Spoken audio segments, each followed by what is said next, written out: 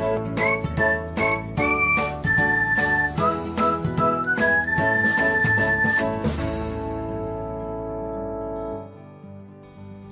everyone, welcome back to another episode of Technologyglance. In this video, I'm going to guide you through how you can turn on email notifications for people who share your interest on Pinterest. So, let's get started. Watch till the end and don't forget to subscribe to Technologyglance by hitting the subscribe button and press the bell icon so that you'll never miss another update.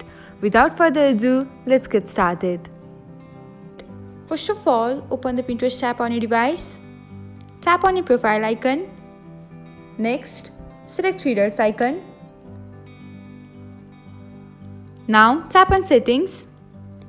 Then select notifications. After that, open by email. Now, under social, you can find people who share your interest option. Select the button beside it. And that's it. Now, you will receive email notifications for people who share your interest on Pinterest.